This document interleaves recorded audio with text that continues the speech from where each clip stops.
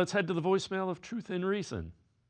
Everybody wants to have the pick of Cam Moore, which I understand. Cam Moore is a great quarterback. I feel like he's a safe pick. But Shedeur isn't, like, they aren't bad quarterbacks. Those two are, in my opinion, equally the same because even though Shedeur took 48 sacks, Shedeur knows how to be efficient under duress.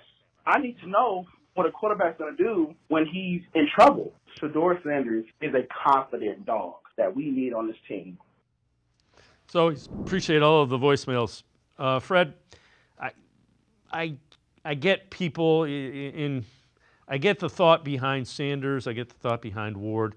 Earlier in the show, we heard from Hasselback talking about when you take a guy at the top end of the draft at number one, elite skills are what you're looking for. You want an athlete. You want, and that's where Shedeur Sanders, even with the last name Sanders, is lacking. And I get that, and I agree with that.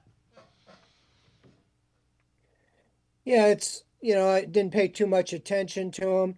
I didn't watch a lot of his games in college. I assumed the opposite. I assumed he was more of a running quarterback, more of a athletic.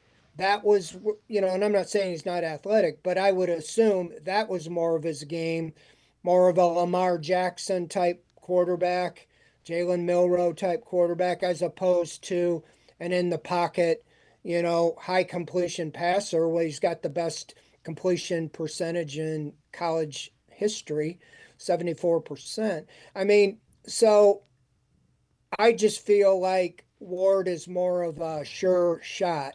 So, unfortunately for the Browns, if there's really only one franchise quarterback, you have the number 2 pick. Somebody is going to take them at number 1, whether it's the Titans or somebody's going to trade up to make sure they get them, whether it's the Giants or somebody else.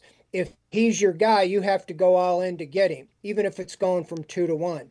But if you think Cam Ward and Shedeur Sanders are just about the same and you would be happy with either one of them, then you just sit there and you make the pick.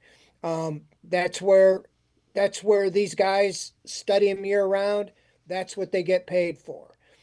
I know there was a lot of smoke coming out about bad interviews, and we saw him with his hat on sideways, and things. But I don't think if the guy can play that's really going to dissuade people from drafting him.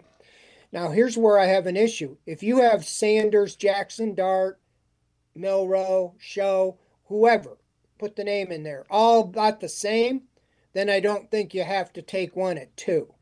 But you don't want to be in this position again at the top of the draft. If you like the guy, you take the guy. You don't say, well, he's ranked 15th on our board. We're not going to take him because he's not second. You take him because quarterbacks are always valued higher. I use this all the time, just my scenario, even with the trade with Garrett. Garrett's the best defensive player in the NFL, arguably.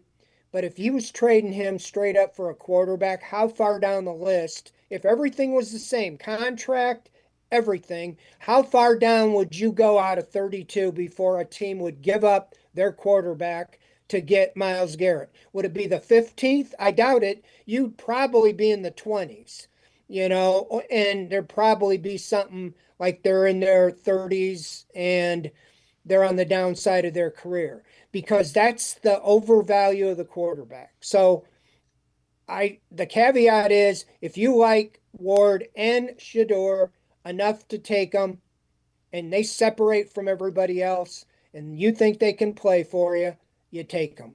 If not, if they're all kind of the same, then you do look at the trade down or you take the next best non-quarterback, the top one you have on your list.